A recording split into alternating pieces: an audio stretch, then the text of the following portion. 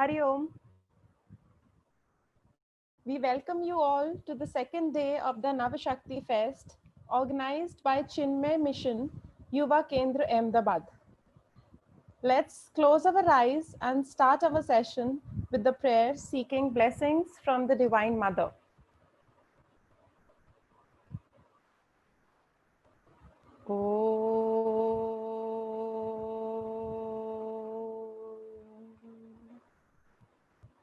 समस्त जन कल्याणे निरतं करुणामयं नमामि चिन्मयं देवं सद्गुरुं ब्रह्मविद्वरं सर्वमङ्गलमाङ्गल्ये शिवे सार्वर्थ साधिके शरण्ये त्र्यम्बके गौरी नारायणे नमोस्तुते नारायणे नमोस्तुते नारायणे नमोस्तुते. We now invite ever cheerful, ever guiding Brahmacharini Anupama Chaitanya ji to continue with the story she began yesterday and to enlighten us with how Ma Shailputri became Ma Brahmacharini. Ma Brahmacharini is the embodiment of discipline. Let's welcome her. Hari Om to one and all. Navashakti Fest. Nava means 9, powers means energy, as we saw yesterday. Energy in totality. 9 energies, 9 powers also we can call. So these powers are really powerful. And we must understand, although this sentence sounds little, what is this? Powers are powerful. Of course, powers are powerful. But what does it mean? It means that the powers, when you in that power alone can destroy us also if we do not know how to channelize this power. For example, we can invoke power in anything because energy is everywhere. So air is there everywhere, but we invoke that energy from the air and convert it into the electricity. But if we do not know how to channelize this, then that same electricity would kill me, destroy me. Similarly, today we have mobiles in our hands. That's one kind of power. If I do not know how to channelize this power, this same power can destroy me. So it is very, very important to understand that for what we are invoking this energy. What is the purpose? That should be very clear. Today, the second day, as correctly said by Akansha, that it is the day of Brahmacharini. Mata becomes Brahmacharini. What does Brahmacharini word mean? Brahmacharini word means Brahmani charati iti Brahma. Means one whose mind is dwelling in Brahman, and that person is called Brahmacharini. Brahman means the truth, the ultimate reality, the infinite bliss. One whose mind is reveling and enjoying that constantly, that person is called Brahmacharini, or the one who is trying to realize this knowledge is called Brahmachari or Brahmacharini. So now, as we saw yesterday in the story, that how mother took the form of Sati and then she took the form of Parvati and she discovered a new faith and she meets her Guru. And she had full faith on Guru's words because she knew that what Guru is speaking is not something which is it's made up theory by him. It is a Guru Parampara and he's speaking from authentic knowledge which he has, which is coming through the Parampara tradition and experienced by many. There are countless people who have experienced this knowledge, and that's why she had faith in Guru's words. So that faith she had in Naraji's word, and she goes to convince her parents about she proceeding forward to this journey of finding her own self, finding her own highest goal, achieving that goal. She goes tries and convinces, as we saw yesterday, and then she walks out of her house. She walks out of her comfort zone. She was a princess, leaving the leaving the palace and going to do austerity in deep jungles. It requires a lot of courage and lot of faith. So she took that step to move out of her comfort zone. These comfort zones always makes us comfortable for some time, but then they give great discomfort when we go through the situation, difficult situations. So she moves out and sets to her journey. She goes deep into the jungles where many ascetics are practicing this spirituality, and she sets her routine. The routine involves everything which can lead her mind to the highest, to the Lord, so that she can constantly think upon Lord, worshipping Lord, contemplating on Lord, listening about Lord, knowing about this truth, knowing about her relation and Lord, what is the relation between her and the Lord. She set the routine, and as per the guidance of Naradji, her guru, and she follows that routine. Now, any great adventure or great task you take in hand, there's always obstacles. Greater the achievement, remember, more the obstacles will be. And that's what had happened. She decided the routine, she went on doing that, getting up at 4 in the morning and doing everything step by step as guided. But there are tough times. And also, let's not forget the story that Devatas had requested mother to take birth. These Devatas wanted to test that how far she is firm and convinced to get Lord Shiva. So they came and tried to test her penance. And as she is following her routine, there are days when it's severe storms. There are days when there's thunders and lightnings and heavy rain pouring. There are days when scorching heat of sun. And there are days when she goes through extreme cold and with just one sari draped on her body. Now, all these physical uh, troubles, obstacles which she faced, most beautiful thing was every obstacle she faced, she smiled at the obstacle and she winked at the Lord. She said, "Thank you, Lord. You want me to be stronger? I will be stronger. I know you are there with me." And as her mind was dwelling into the Lord, these obstacles were very easy for her to take because she was constantly remembering Lord. She was trying to always be in the company of good, the Lord Himself.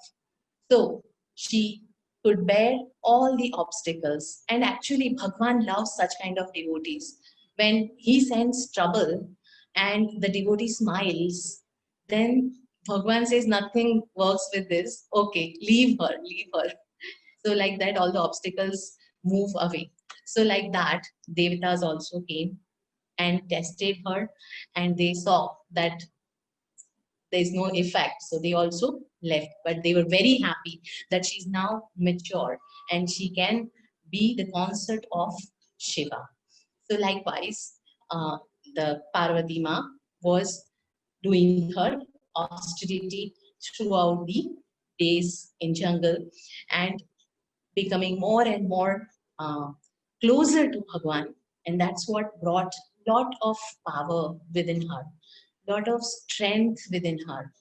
What is this strength? Because generally we do not like this discipline word, especially youth. We don't like this word discipline.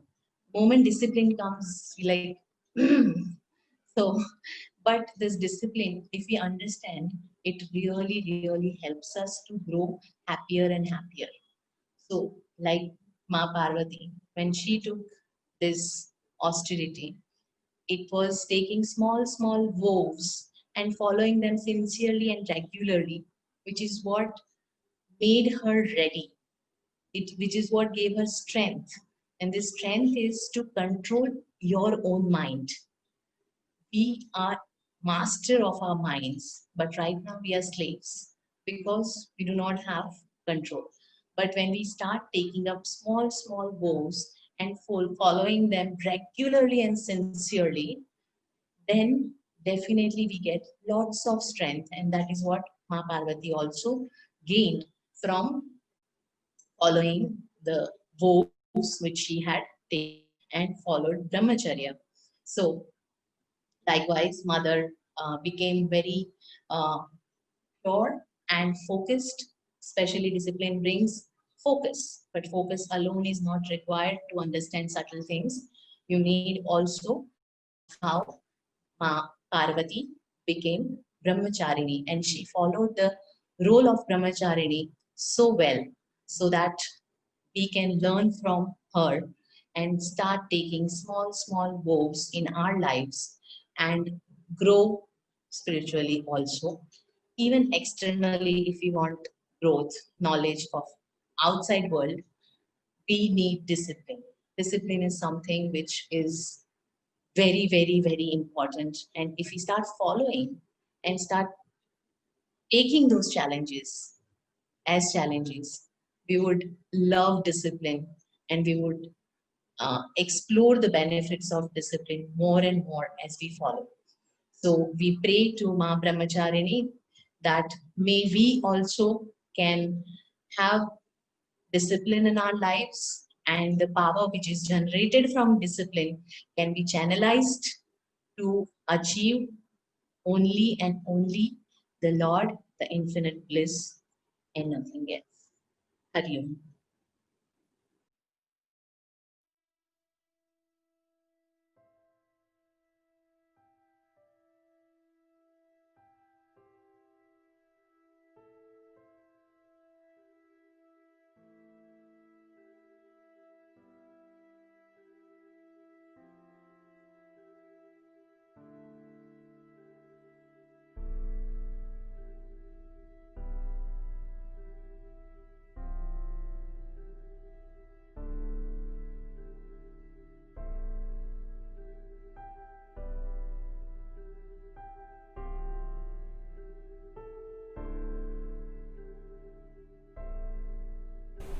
बेटा, आप बाहर खेल रहे हो और कोई आपको chocolate दे तो आप खाओगे? नहीं नहीं नहीं नहीं नहीं।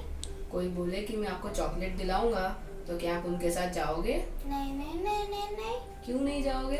क्योंकि वो मुझे किडनैप कर लेगा। शाबाश।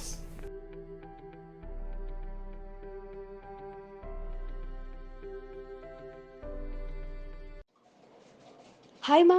I'm done with the interview. They offered me an amazing package and even are ready to give me some extra benefits if I agree to please the boss. Don't worry, Ma. Your guiding discipline through my growing years gave me the strength and understanding to not to fall into such malicious temptation. Call you later. I have to prepare for tomorrow's interview now.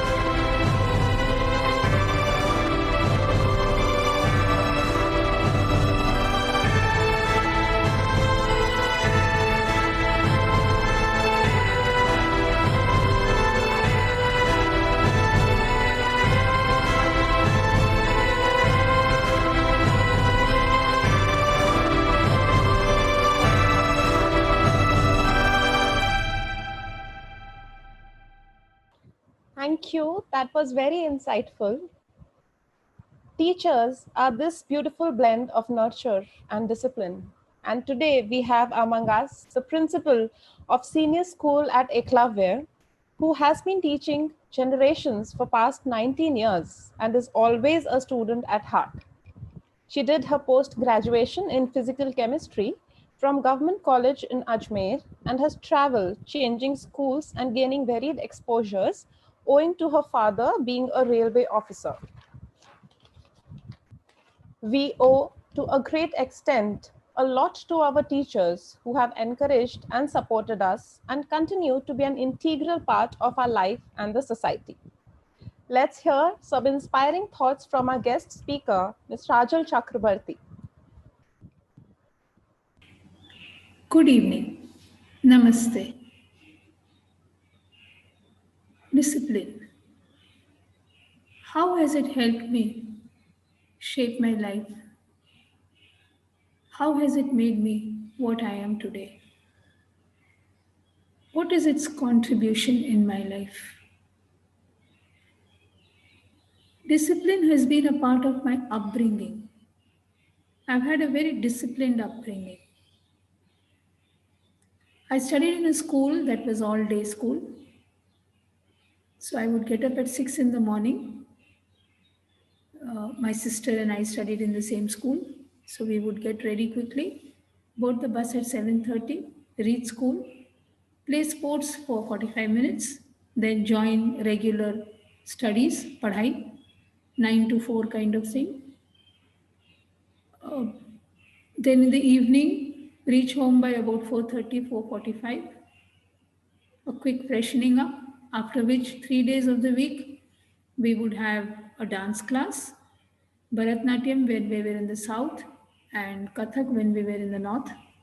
My father was in the railways, and he had a transferable job. Every 3-4 years, we would be in a new place.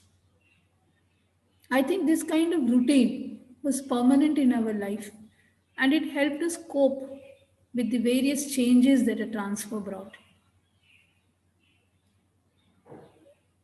In the evenings, we would do homework. Homework time was fixed, 6:30 to 8 or 7 to 8:30, depending upon the season. We had to do homework every day. We had to study every day.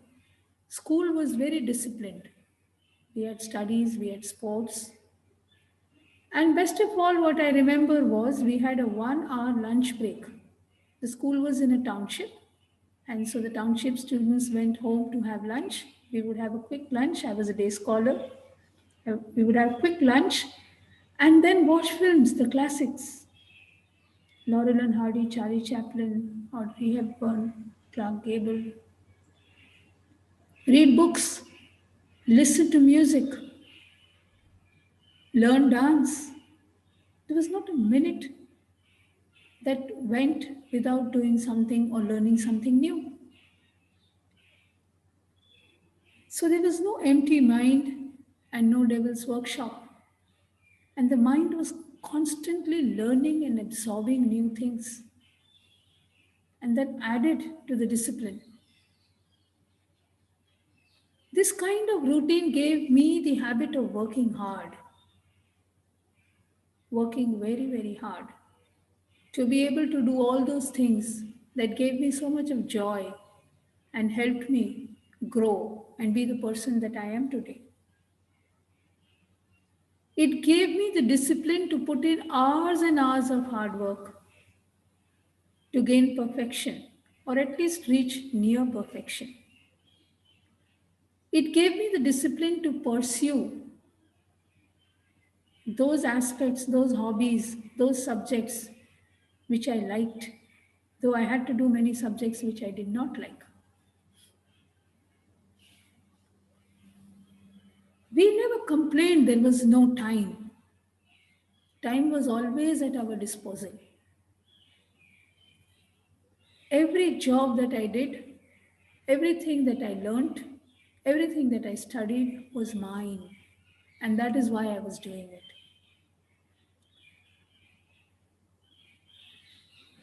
The concept of achievement today is to study, yes, books, to attend a coaching class, get admission into a premier institute for whatever course you want to pursue, engineering, medicine, management, law.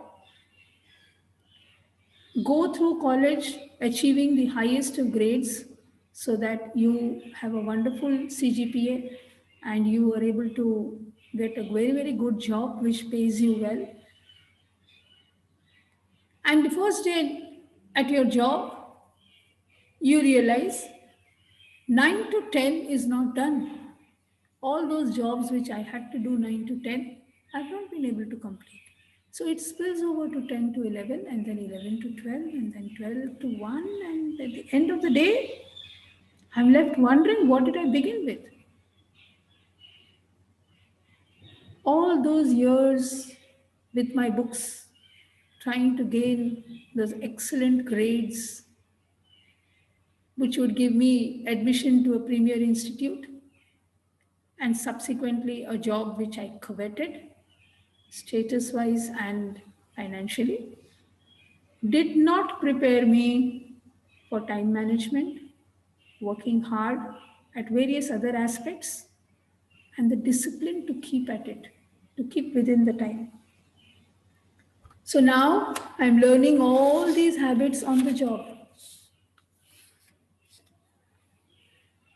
To complete things in time, to manage time is also a discipline.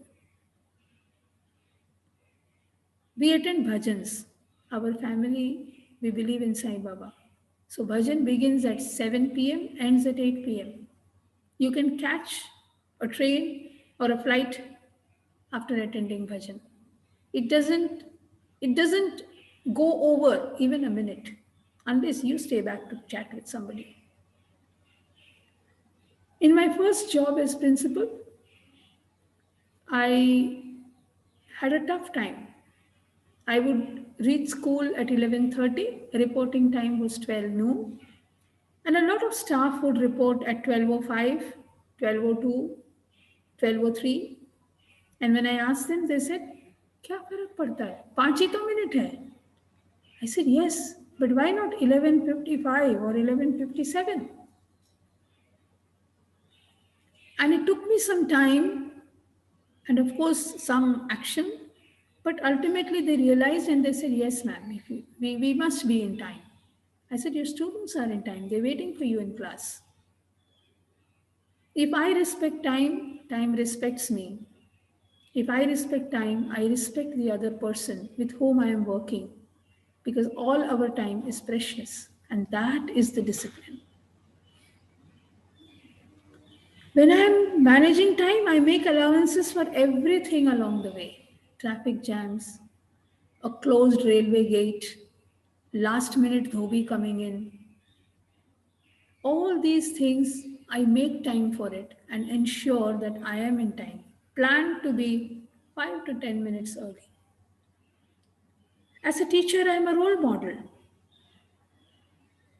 If I correct books leisurely and give them 2-3 days after they are due, students will also continue to submit them 2-3 days after the date of submission.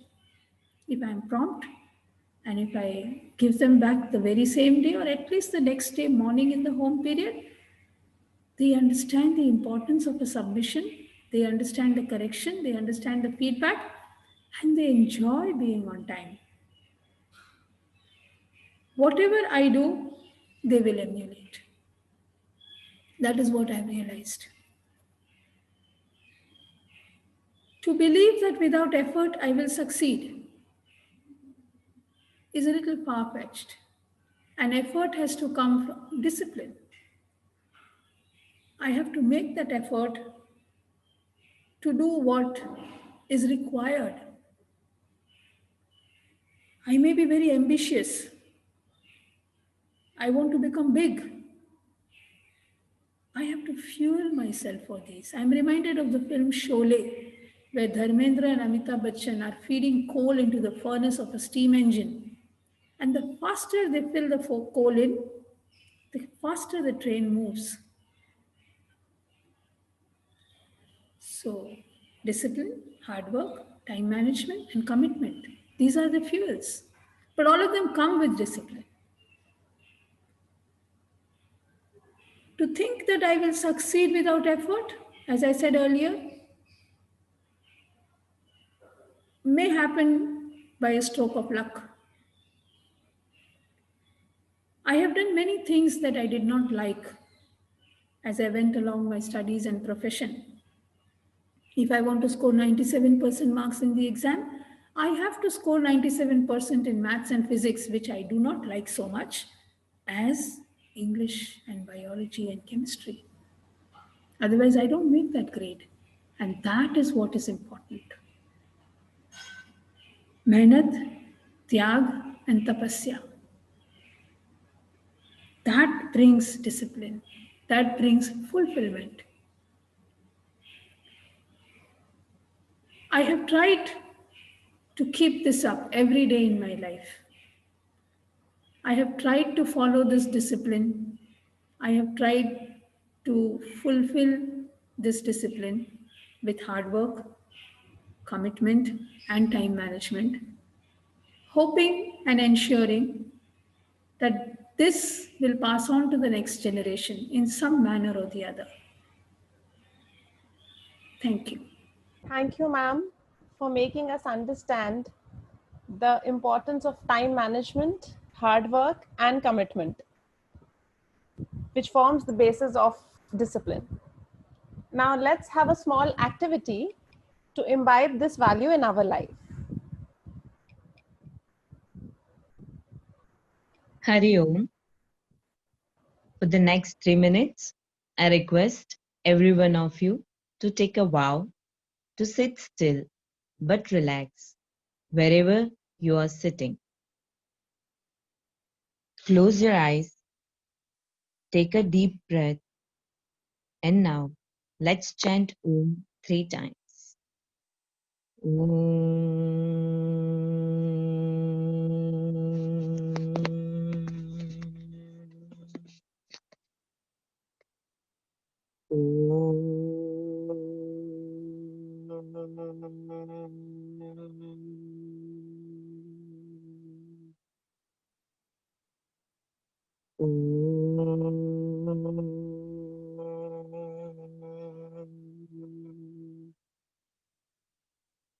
Make sure that you are not making any movement. Now, focus all your attention towards your body. You may realize there's a wave of relaxation passing through each and every part and cell of your body. Feel the wave of relaxation passing right through your toes and notice your toes are completely relaxed.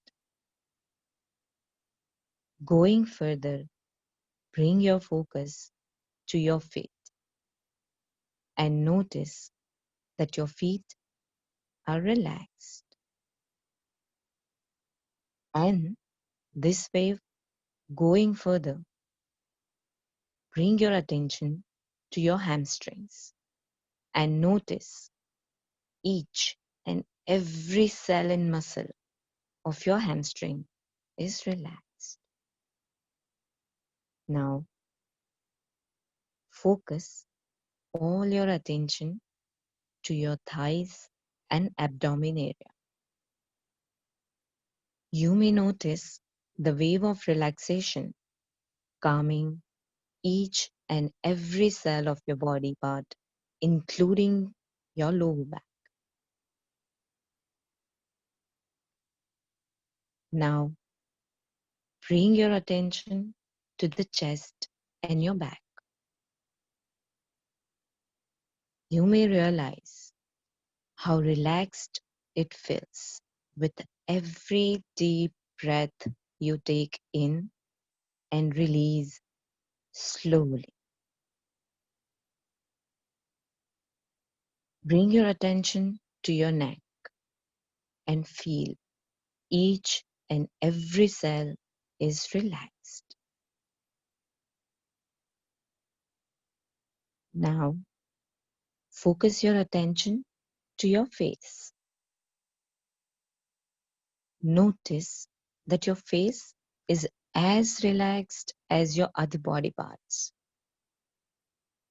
You may notice that your eyes are relaxed, your cheeks are relaxed, your nose is relaxed, your lips are relaxed, your head is relaxed.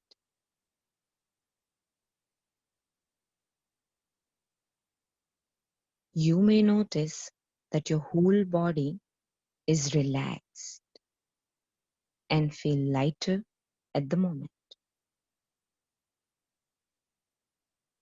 At this moment, I'll let you enjoy the calmness of your body and mind for the next 10 seconds.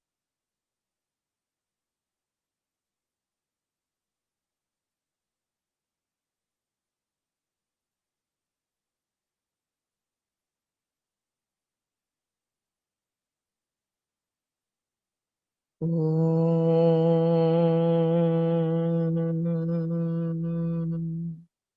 Shanti Shanti Shanti.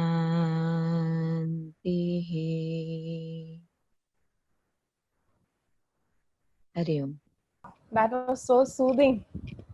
I'm sure if we practice this every day, even for 5 minutes, we will have a positive impact on our body, mentally, and emotional health. Now, every day as we share tasks to imbibe the value within us, today let's take a vow to sit for meditation for at least coming 7 days and feel the calmness within. Let's all close our eyes and pray to Ma Brahmacharini to bless us with a disciplined life. या देवी सर्वभूतेषु दान्तिरूपेण संस्थिता नमस्तस्यै नमस्तस्यै नमस्तस्यै नमो नमः नमस्तस्यै नमो नमः नमस्तस्यै नमो नमः ॐ पूर्णमिदं पूर्णमिदं पूर्णात् पूर्णमुदच्यते पूर्णस्य पूर्णमादाय पूर्णमेवावशिष्यते हरि ओम श्री गुरुभ्यो नमः हरि ओम. Now let's meet tomorrow on the same time with new energy, new story and new learnings. Hari Om.